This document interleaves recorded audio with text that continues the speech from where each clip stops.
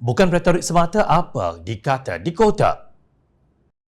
Perbelanjaan kerajaan melalui subsidi khususnya adalah diperlukan dan sangat penting bagi memperbaiki kebajikan masyarakat secara keseluruhan, terutama dalam pembangunan sektor pertanian. Secara amnya, pendapatan petani padi adalah ditentukan oleh 3 faktor. Faktor-faktor tersebut ialah jumlah pengeluaran, kos pengeluaran dan harga padi. Oleh kerana harga padi adalah tetap yang ditentukan oleh pihak kerajaan, maka penentuan pendapatan adalah ditentukan oleh jumlah pengeluaran dan kos pengeluaran. Memandangkan kepada kadar kemiskinan yang tinggi di sektor padi, maka pihak kerajaan telah memperuntukkan beberapa kemudahan bagi sektor ini. Perdana Menteri semalam mengumumkan berita baik buat pesawah negara iaitu kenaikan kadar skim subsidi harga padi atau dikenali sebagai SHP daripada RM360 per metrik tan kepada RM500 per metrik tan mulai hari ini.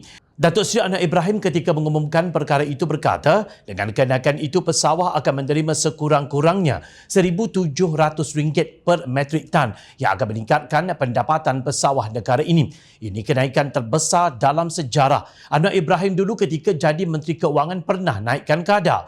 Hari ini saya naikkan sekali lagi. Hari ini umum, esok naik, kata beliau semasa berucap pada Majlis Sentuhan Agro Madani Negeri Perak di Parit Bunta semalam. Turut hadir Menteri Pertanian dan Keterjaminan Makanan Datuk Seri Muhammad Sabu. Perdana Menteri berkata peningkatan itu akan melibatkan perbelanjaan RM1 bilion setahun. Bagi menyelesaikan masalah pemutuan padi, Anwar berkata perbincangan akan dilakukan dengan Kementerian Pertanian dan Keterjaminan Makanan KPKM bagi menempatkan pegawai pertanian di kilang padi swasta khusus bagi memantau proses tersebut. Ini katanya bagi mengelak pengilang bertindak sesuka hati tanpa mengikut standard yang telah ditetapkan. Sementara itu, Anwar yang juga Menteri Keuangan berkata kementerian itu akan mempertimbangkan untuk menambah peruntukan bagi pelaksanaan inisiatif tanaman padi 5 musim dalam 2 tahun, belanja untuk buat tali air dan sebagainya. Yang RM3 bilion itu tidak cukup, kena tambah lagi. Untuk petani ini kita cuba tambah, kita buat yang sebaiknya, kata beliau.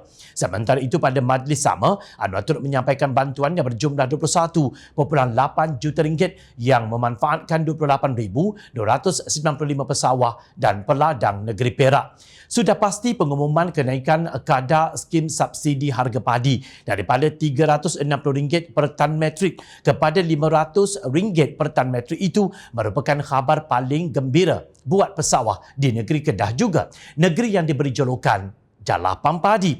Suara golongan pesawah sejak akhir-akhir ini didengari Perdana Menteri. Apabila kita nyatakan keluhan, kesusahan yang dihadapi, kerajaan mengambil langkah yang cepat untuk mencari jalan penyelesaian bagi membantu pesawah antaranya dengan menaikkan kadar subsidi ini, kata salah seorang petani kepada media.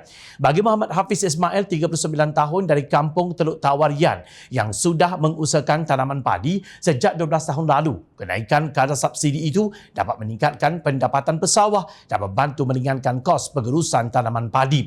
Kenaikan kadar skim itu sudah pasti membantu ramai pesawah di negeri Kedah. Kedah terkenal sebagai negeri jelapan padi, jadi kebanyakan rakyatnya mengusahakan tanaman padi dan ia merupakan sumber pendapatan mereka. Kenaikan kadar skim ini dapat membantu menampung kos sara hidup. Ini juga dapat menaikkan semangat pesawah untuk terus berusaha dalam memastikan keterjaminan makanan negara, iaitu beras mencukupi dan terus meningkat. Ini mungkin menarik ramai golongan muda untuk mengusahakan sawah padi kerana hasil yang boleh dinikmati, sekaligus membantu menaikkan ekonomi negara dan juga negeri berkenaan. Keluhan dan denyut nadi rakyat didengari dan disantuni segera tanpa mengira siapa mereka dan menyokong siapa. Semuanya diberikan secara saksama kerana rakyat Malaysia adalah tunjang kepada kerajaan. Nampaknya hati nurani kerajaan hari ini jauh lebih baik jika dibandingkan dengan kerajaan sebelum ini yang hanya tahu mengatur strategi mengekal kuasa selama 33 bulan memerintah. Apa tidaknya, rakyat dibiarkan mengibar bendera putih kerana kelaparan, ekonomi merudum dan ramai yang mengambil keputusan membunuh diri. Walaupun sebelum itu bukan main mereka berlalak kononnya membela rakyat ketika menyusun langkah menebuk atap. Tak kira Pak Lebay atau penyakau, bersatu hati menumbangkan kerajaan ketika itu. Jangan kata rakyat lupa, rakyat tidak akan lupa. Malah paling tidak dilupakan duta khas yang makan gaji buta dari duit rakyat yang sengsara. Syabas Kerajaan Perpaduan Madani, apa dikatakan, dikotakan. Bukan sekadar janji bermadu di pinggir bibir, namun ia ditunaikan demi membela nasib rakyat jelata. Paling menarik, semalam diumumkan, hari ini dikuatkuasakan. Tahniah Perdana Menteri Datuk Seri Anwar Ibrahim.